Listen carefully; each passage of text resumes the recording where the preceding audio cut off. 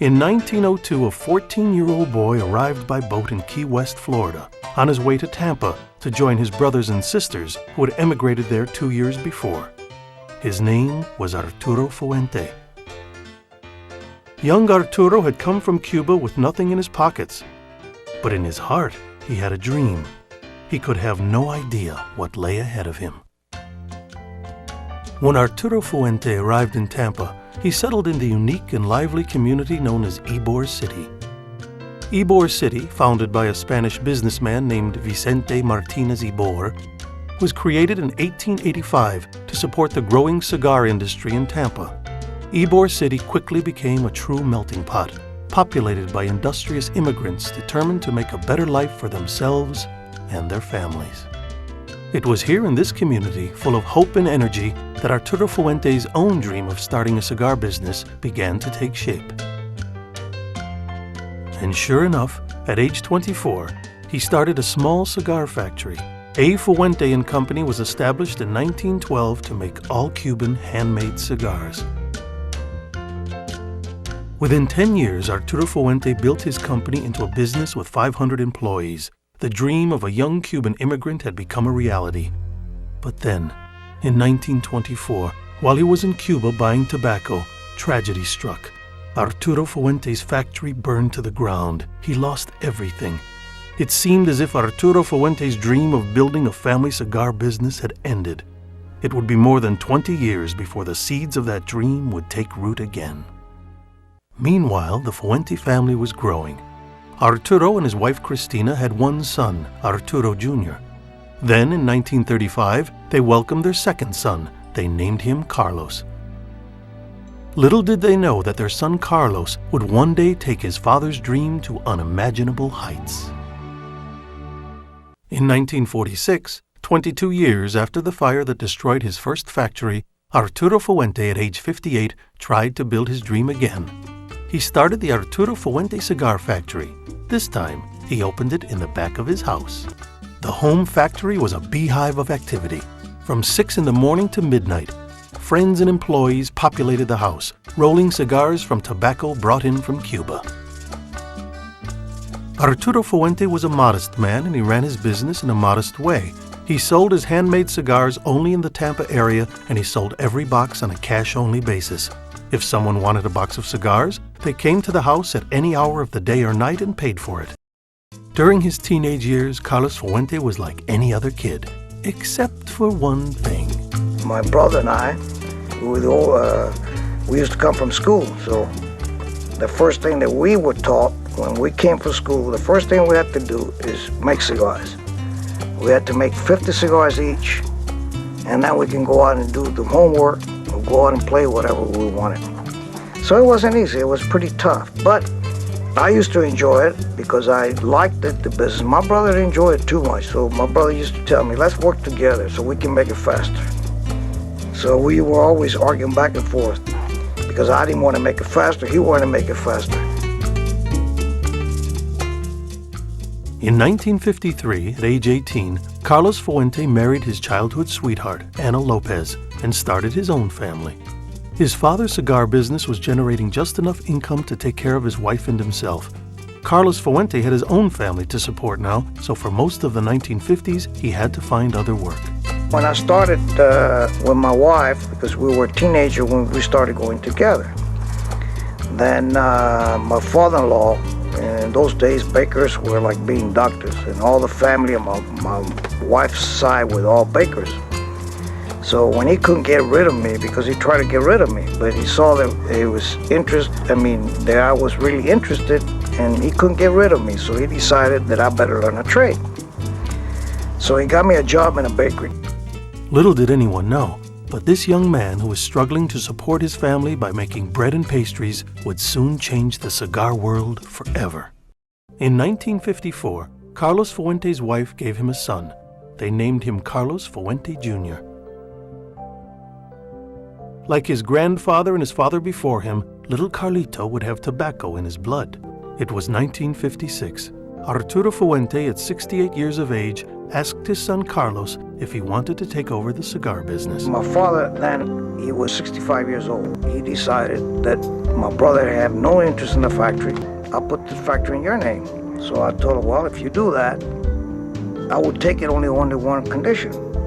I would take the factory, but we have to do it legally. I bought it from my brother for $1. So at age 21, Carlos Fuente quit his job as a baker and went to work in the family business.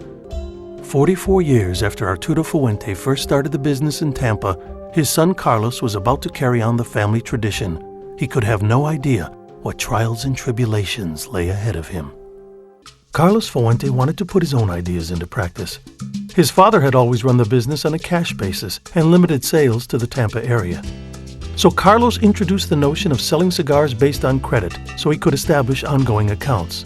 Then he set about expanding the market for the Fuente brand outside the Tampa area. So we got to sell credit. I'll go to Miami. So I started traveling, which without no sales experience really.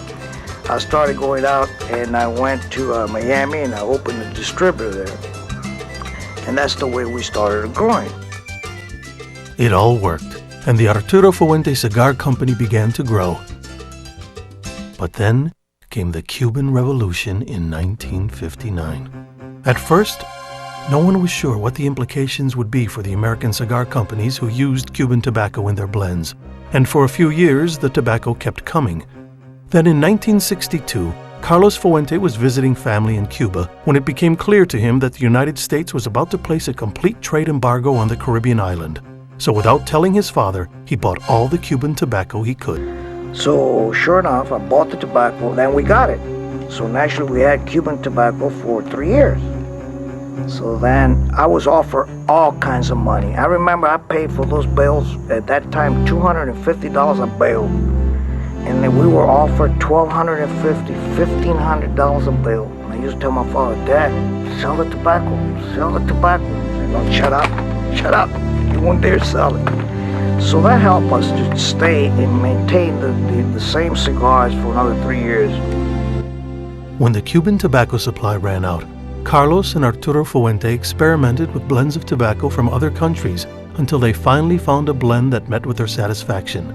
The blend was called Flor de Orlando, and even though there wasn't a shred of Cuban tobacco in it, it was a success, and the company continued to grow. But soon the factory was outgrowing its small space in the Fuente home. We got to a point that we grew our present place, and then I started taking part of my mother's house.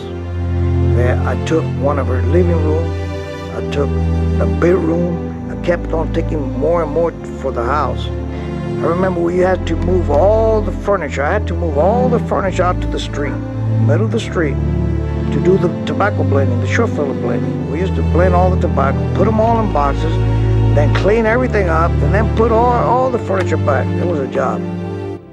So Carlos Fuente started looking for a new home for the company. He soon found it, a 2-story building in Tampa. It was the perfect spot.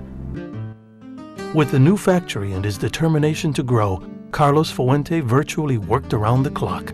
I used to do everything myself. I had to case tobacco, I had to run the place, I had to do everything. I'd do all my bookkeeping, I was doing everything myself because I couldn't afford to pay more people. So one day my wife shows up with my son Carlos in one hand and a bag in the other hand. You don't come home, I'm coming here to live with you.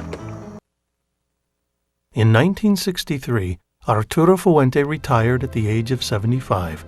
Even so, he never left his dream behind. He came to the factory every day to visit and advise his son. The 1970s were a difficult time in the Tampa cigar business. Inflation was rampant. Interest rates were approaching 20%, costs were rising, and business was falling off. To make matters worse, experienced rollers were dying off, and there were few young people willing to take their place. And then, on February 11, 1973, an era ended when Arturo Fuente, the patriarch of the Fuente family, died at the age of 85. As the new patriarch of the Fuente family, Carlos knew that he had some big decisions to make. It was a time that my grandfather passed on, and my father had to grab the reins and pull the family together. It was a time that we had to struggle as a family and overcome the Cuban embargo. And it came to the point that I remember my father and I speaking that we needed to go somewhere else. We had to search somewhere else where we could make handmade cigars. Over the next few years, Carlos Fuente manufactured cigars in Puerto Rico and then in Mexico. But ultimately he decided the quality wasn't up to his standards. He even tried to open a factory in the Dominican Republic, but there was too much bureaucracy and a mountain of red tape. Then in 1974, a family friend suggested Carlos try Nicaragua. The Nicaraguan cigars were excellent, and the Fuente brand began to grow again. But then the dream turned into a nightmare. It was early 1978. Political turmoil was building in Nicaragua. Sandinista guerrillas were months away from seizing the national palace in the capital city of Managua. Nicaragua was in a state of social and political upheaval. Carlos Fuente was there as the situation grew more and more dangerous. It was a total mess. I told myself, what the hell I'm doing here? I went to the front desk, told fix my bill, I'm leaving. I went to my room, I got my clothes, threw them in the bag, I rented a car and left. I don't know where I was going. I didn't have no tickets. I went over there and said, I want to buy a ticket to Miami. It's no, everything is booked. We don't know what time it's going to leave. Anyway, make a long story short, well, I had to give some money. I got on the plane. I came home. And the next day at midnight, they called me. Everything is lost.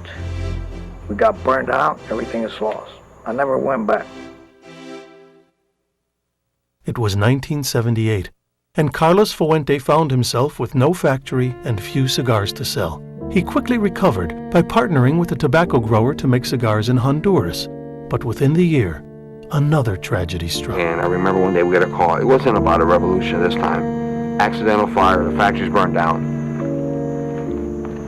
Our hopes are gone. It's gone, second time. Where are you going to go? Central America's in the middle of a revolution. You got the Sandinistas, you got the Contra Sandinistas, the world's falling apart. Where the hell are you going to go? You're going to go back to the United States, where there's 20-something% interest? Where are you going to go? Carlos Sr. and his son Carlito decided to give it one last try, this time in the Dominican Republic. Moving the entire operation from Tampa to the Dominican Republic meant leaving everything behind and starting all over again. And to make matters worse, money was very scarce. I went to see my wife. I told my wife, look, we're going to move to Dominican. So she told me, but we're going to leave everything we got. I had just built a new home, which was paid for. We were living there 10 years. And I told her, we're going to go, and it'll be a short time. It'll be maybe 3 or 4 years until I get the factory going, then we'll come back home. So I told her, I'll go ahead first, and I'll start, and then you come with my youngest son. We didn't want to leave our home. That was our home. We didn't want to leave. I didn't want to leave. I never imagined in my life that I would ever live outside of Tampa. That's my home. That's my grandfather's home. That was my father's home. Never imagined it. The decision to move was made. But to finance it, Carlos Fuente had to cash in his retirement plan and mortgage his house. He didn't know for sure it would even work. But that didn't stop him. On January 1980, he arrived in the Dominican Republic. And first I lived in a hotel. Then I couldn't afford the hotel anymore, so I moved to a boarding house. And I remember he used to call me up every day. He says, look, there's a building that's very small, but it's too big for us. And they're making clothing there, but they're having financial problems. And he used to call me up, he says, if I can make this deal and everything, I'll make it work. I don't know how the hell I'm going to pay for it, but if I can make this deal, maybe we can make it work. And, but going back, my father asked me, what do you have? I said, Dad, I got $3,000, $4,000, $5,000. It's enough. You want to come in? We'll go partners. It took 8 months of government red tape, but on September 4th, 1980, the first Dominican Arturo Fuente cigar factory opened in the city of Santiago. All of a sudden, the old Fuente tradition transformed into another Fuente tradition. Our life started to change. We're here. We're hungry. We have lost everything. As father and son, we have walked together, we have fallen together, we have skinned our knees together. Nicaragua, Honduras, Tampa, Ybor City, but now this is survival. We're hungry. Over the decade of the 80s, the business grew, and the Fuente brand quickly became one of the best known in the world. Meanwhile, Carlito was learning more and more about tobacco growing and blending. He was beginning to get some big ideas of his own. Then one fateful day in 1988, a visitor to the factory said something to Carlito that shook him to the very core of his being. And I had a group of visitors visiting us, and one gentleman, a very well-known tobacconist, known worldwide, from Paris, France. After visiting our factories, says, "My God, Carlito," says, "the quality controls, the passion, the love that you see among the cigar makers," he says, "it's unique. I have not witnessed this anywhere in the world." He said, "But you're never going to be great. You're never going to be the best, because you don't produce a cigar. You assemble a cigar." The next year, in 1989, Carlito convinced his father to let him try to do what no one had been able to do before: grow wrapper tobacco in the Dominican Republic. And when I heard they said that you cannot grow wrappers, I asked myself, why not? Why not? I said, this is it. Why not? You know what they told me? They told me you can't grow great wrappers in the Dominican Republic. You have to grow great wrappers in Cuba, because the soils are blessed in Cuba. Soils are blessed. Soil doesn't grow great tobacco alone. It's human beings that grow great tobacco. Carlito's dream was to make something different, something never before available. An all-Dominican cigar of extraordinary quality. But could he do it? In the beginning, Carlito jokingly called the undertaking Project X from Planet 9. The end result turned out to be anything but a joke. The first wrapper tobacco was grown in 1992 at their tobacco farm outside Santiago called Chateau de la Fuente. After aging for 3 years, the first all-Dominican cigar was released in November 1995. It was called the Fuente Opus X, and it was a sensation. Because of the new magazine, The Cigar Aficionado, an unprecedented boom in cigar popularity had begun. Nowhere was it more evident than in the overwhelming demand for the Fuente Opus X. The Fuente Opus X was so popular with consumers that the demand quickly surpassed the supply of cigars. To this day, the production of the Fuente Opus X is limited to only 750,000 cigars per year. Expectations for this cigar are through the roof. So when someone gets a Fuente Opus X cigar and smokes it, I mean, you know, the reputation of the family is on the line, per se. So, could we make more? We could probably make more. Could we make them as good as we make them now? No. We could make more, but they wouldn't be as good. Could we age them less? Yeah, but they wouldn't be as good. So, we're not about making more and the bottom line, to be honest with you. We're more about just making the absolute best cigar that we can make. And this is one of the greatest cigars in the world. Every element in this label, every element of Fuente Opus X was created in my heart and in my memory. There is, from the colors, every single element is symbolic. The X, which was Project X, started with the X. Why red? Because to me, red is my color. It has always been my color. To me, when I see red, I see fire. To me, when I see red, I see love. And the FF, Fuente. With all the love of my grandfather, Arturo Fuente, is my father's time.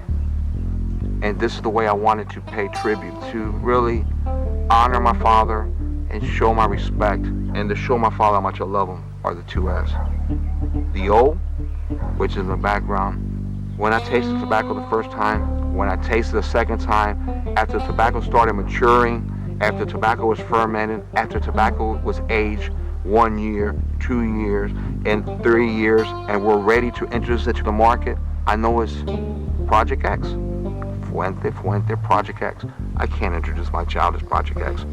So I thought to myself, what does this tobacco remind me of? What does it taste like? What is it? And I remember the word that I see over and over in these countries and soap operas, and it's part of the life and it's something. The word opulente. opulent. And I thought to myself, Fuente, Fuente, opulente, X, of course. Who's going to pronounce it? Right under the word opulente was the word opus. And I look at the word and it was described as your work of a lifetime, your brainchild. And I thought, Fuente, Fuente, opus sex, opus sex, opus sex, opus sex, opus sex. It sounded like sex. I said, shit, there's what's greater in life than sex. In 1998, nature dealt them another blow. Its name was Hurricane George. It was a Category 3 hurricane, and it hit the Dominican Republic with winds of up to 130 miles an hour. The damage to Chateau de la Fuente was devastating. I remember the day that the storm, we couldn't get in touch here, the phones or nothing. So my son and I came down at 6 o'clock in the morning, and we had to abandon the car in the highway because we couldn't cross to the farm. So we walked down, all the trees were down, everything down. And when I first came into this farm and I saw oil barns, I think we had about 19 barns, tobacco barns, and there was 17 down on the floor, if I recall. So I remember I told my son, I guess this is a word from God. This is it. I mean, we've gone through so much already. And I told my son that, and my son looked at me and said, Dad, what you gone through, you mean to tell me you were ready to quit now? You must be getting old. I said, Carlito, what do you think? He said, we'll make it better. So I said, okay, we'll make it better. It was tough. I think for the first time in my life that after everything that I've gone, I thought this was just a message. This is it. But I guess my son being with me so long that he figured that with everything that I've gone through in the past, that this will not stop him, and it didn't. Carlos Fuente came as close as he's ever been to giving up. But he and Carlito ultimately refused to surrender, and they rebuilt Chateau de la Fuente into something even grander than it had once been. Today, it is one of the most beautiful tobacco farms in the world.